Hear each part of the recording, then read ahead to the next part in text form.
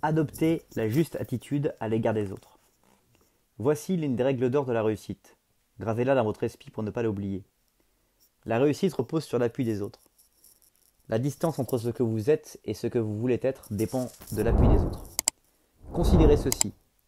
Un cadre d'entreprise dépend des autres pour qu'ils exécutent ses instructions. S'ils ne le font pas, le président de la compagnie le mettra à la porte. Un vendeur dépend des autres pour qu'ils achètent son produit. S'ils ne le font pas, c'est l'échec.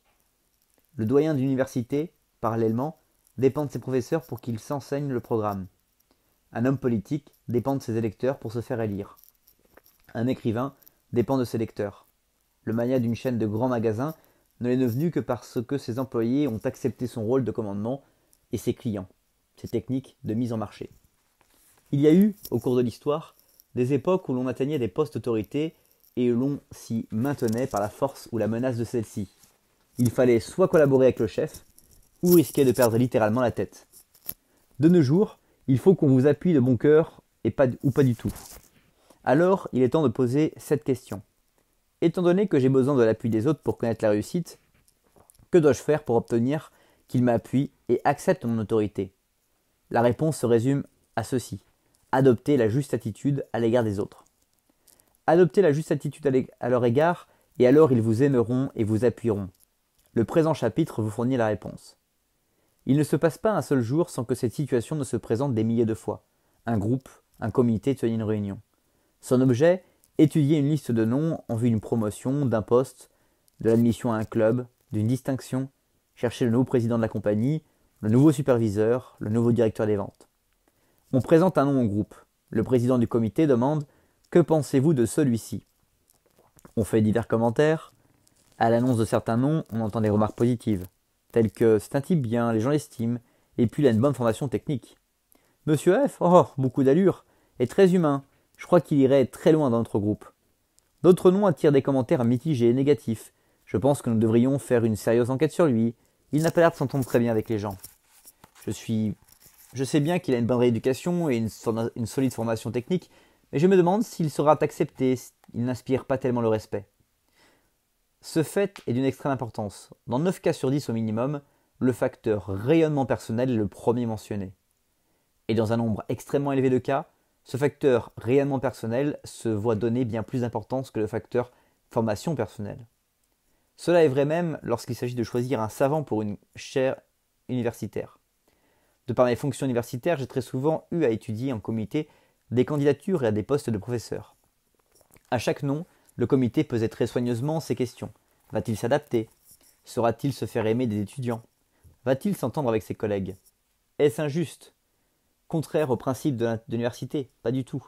Si quelqu'un n'est pas sympathique, on ne peut pas s'attendre à ce qu'il communique efficacement ses connaissances aux étudiants.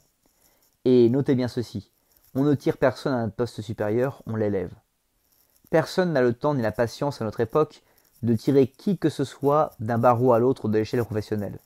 On choisit les personnes que leur service distingue du reste du genre. Nous sommes élevés à des postes plus importants par ceux qui nous tiennent pour aimables et sympathiques. À chaque nouvelle amitié que vous vous faites, vous vous élevez d'un cran. Et lorsque vous êtes une personne sympathique, c'est comme si vous n'étiez plus léger à élever.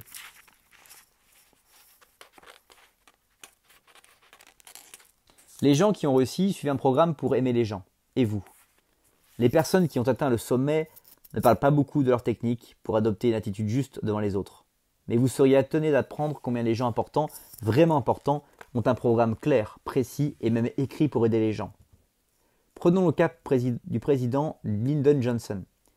Bien avant son accession à la présidence, à l'époque où il exerçait pour atteindre son extraordinaire puissance de persuasion, il avait défini une formule en 10 points pour atteindre le succès. Ces règles, que tout observateur, même superficiel, peut avoir pratiquées par le président, sont telles quelles les suivantes. 1. Apprendre à se rappeler les noms. L'incompétence en ce domaine peut être signe que votre intérêt pour les autres laisse à désirer. 2. Être bien dans sa peau, à l'aise, calme, pour que les autres ne ressentent pas la tension en votre compagnie. Adoptez le style « père tranquille ». 3. Cultiver la décontraction, pour ne pas se laisser irriter par les choses. 4. Ne pas être censé sur soi-même, se garder contre l'impression de tout savoir. 5. Se rendre intéressant pour que les autres gagnent à être en votre compagnie. 6.